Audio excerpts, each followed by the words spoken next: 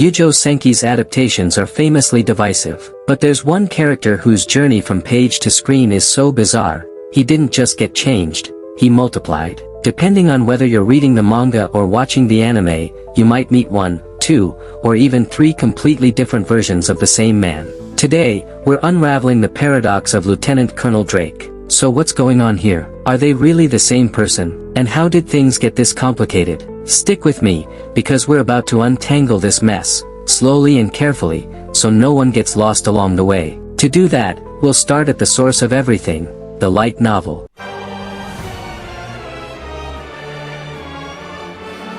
Lieutenant Colonel Drake is an elite mage of the Allied Kingdom, renowned as one of their strongest combat magicians. He initially commands a battalion of marine mages, and later takes charge of a unit of volunteers. Thanks to his immense magical power and extensive military experience, he is one of the very few characters capable of fighting Tanya on nearly equal footing. For this reason, every clash between him and the demon of the Rhine ends in stalemates. Drake first appears in Volume 3, Chapter 2 of the light novel. He is described as a young blonde man, energetic, sharp, and highly perceptive. Unlike many others, he fully understands just how dangerous Tanya is and remains constantly on guard whenever she is nearby. His debut takes place during Operation 177. After Tanya and Battalion 203 emerge from a submarine, having successfully destroyed Republican bases, they are intercepted by Drake's Marine Mage Battalion. This unit had been dispatched by Allied High Command as a show of force against the Empire. The engagement ends with the Allied forces being defeated and forced to withdraw. Drake recognizes that this is not the moment to confront the demon of the Rhine.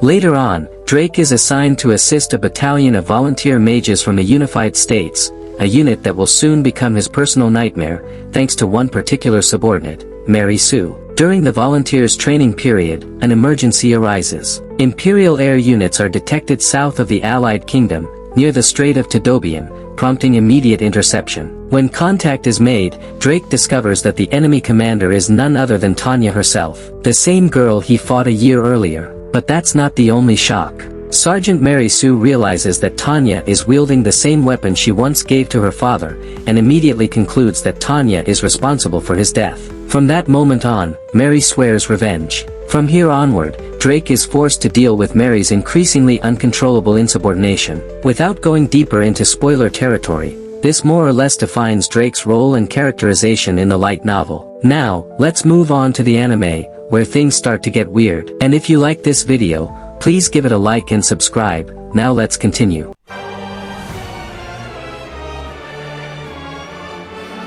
Drake appears in the anime nearly 2 years after his debut in the light novel, and like many elements of the original material, he undergoes major changes. In the animated adaptation, he is renamed Sir Isaac Dustin Drake and works for the Allied Kingdom's Intelligence Department, while still being portrayed as an elite mage. The most noticeable difference, however, is his appearance. Instead of a young blonde officer, he is now a middle-aged man with black hair. His first appearance takes place in episode 6, weeks before the winter offensive of the Entente Alliance. He commands a small intelligence unit stationed in Norton, where they confirm the existence of the mythical demon of the Rhine by analyzing her mana signature just moments before almost being blown up by her attack. In both the light novel and the manga, this intelligence-gathering role is performed by an unnamed officer. The anime simply assigns this task to Drake instead, for some reason. Perhaps they didn't want to animate just any character, but rather indicate that this character would be important later on and that he was there since the beginning. Isaac appears again in a post-credits scene in episode 8, conveniently assisting Colonel Anson Sue, who miraculously survives being bayoneted during the Battle of the Fjords by Tanya, thanks to being X-intervention. Isaac's third appearance finally aligns with the events from the light novel. He is sent to command a Marine Mage Battalion for a demonstration of strength against the Empire, this time accompanied by Anson Sue, who is seeking revenge on Tanya. By episode 11, we witness the clash between Battalion 203 and the Allied mages under Drake's command. We can see that Drake still possesses the power and competence of his light novel counterpart. Unfortunately, we never get to see his full potential as the focus shifts to Anson's brutal and ultimately fatal duel with Tanya, at which point Drake wisely orders a retreat.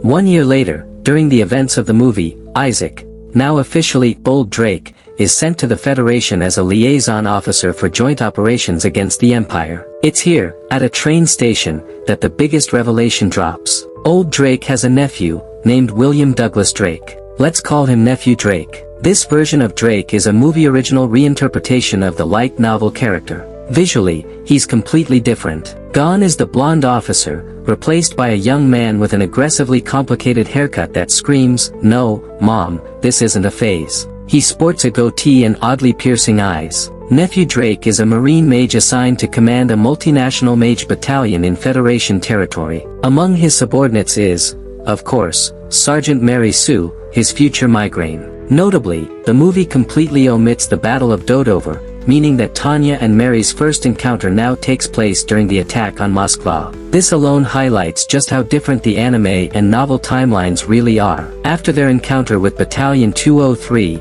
Nephew Drake attempts to discipline Mary for her reckless behavior. Unsurprisingly, this fails spectacularly. Still, we can see something important here. Just like his novel counterpart, Nephew Drake has the same role and the complicated relationship with the walking laser disaster known as Mary Sue. In that sense, he resembles the original Drake far more than Old Drake does. Later, Nephew Drake and his unit are ordered to support the Federation army at Tegenhof, but Mary's obsession with revenge once again sabotages the mission, leading to failure. And that's how the anime leaves us with two versions of the novel Drake.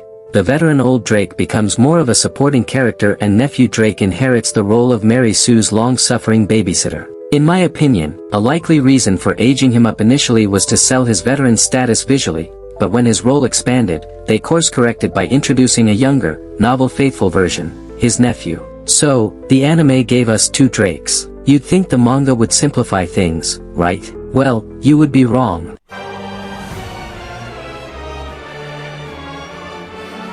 In the manga things somehow get even more complicated. Drake first appears in chapter 26, and for once, everything is fine. His appearance and personality perfectly match the light novel version. But then, in chapter 49, surprise, Old Drake from the anime shows up and is reintroduced as the uncle of the original Drake. When the Allied Kingdom prepares to act against the Empire, Old Drake is sent to command a mage battalion for the demonstration of strength, just like in the other adaptations. Meanwhile, the young Drake is assigned to train the Unified States volunteer mages, faithfully following his light novel role. Unlike the anime, Anson Sue stays dead in both the novel and the manga. Instead, it is Old Drake who clashes directly with Tanya, and what a fight it is. Isaac unleashes his full potential, absolutely tearing through Imperial mages, before eventually being defeated, losing a hand, and being forced into retirement. After recovering, Old Drake steps away from the battlefield, deeply shaken by his encounter with the Demon of the Rhine. His nephew, the original Drake, vows to avenge him. And as if two Drakes weren't enough,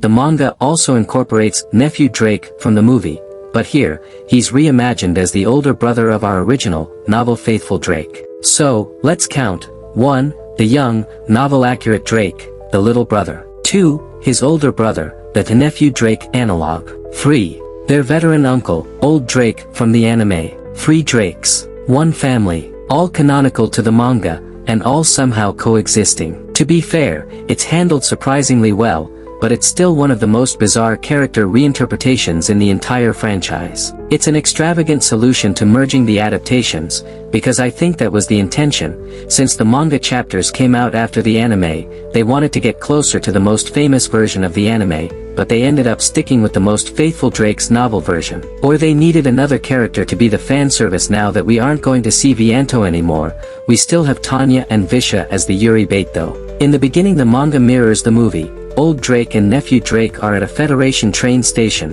while the original Drake is busy training Mary Sue and the other volunteer mages. But it diverge at the Moskva raid where Tanya injures gravely Nephew Drake and older Drake says that they will leave the defeat of the Devil of the Rhine to novel-accurate Drake. If your head is spinning like a overpressured boiler, don't worry. It took me a long time to assimilate all this, too. We're dealing with 3 canons, 3 mediums, and the narrative gymnastics required to make them all fit.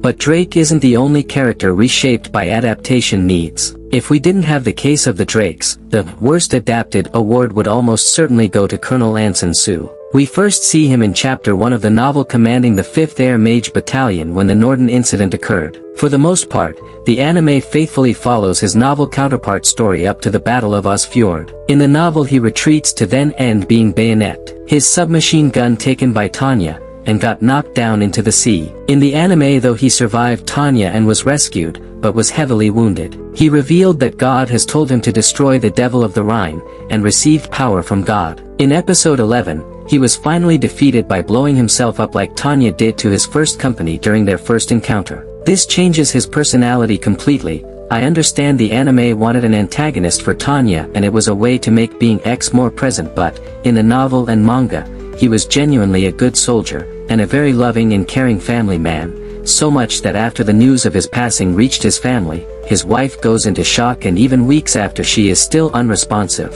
A fact that would help anime onlys understand Mary's hatred for the Empire better. But he was a realist that always knew and make accountable his government failures.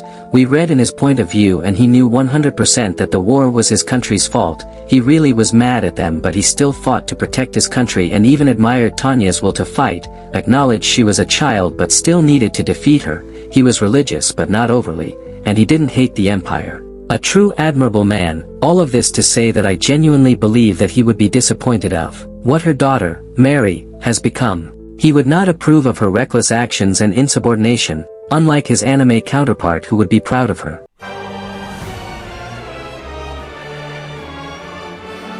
Well, with this breakdown, I hope I've managed to explain why I think Drake is the worst adapted character. If you made it this far, congratulations. You survived the 3 Drakes. And if you enjoy deep dives into the weirdest adaptation decisions in anime and light novels, consider liking and subscribing, and hit that ringing bell button. See you on the next one.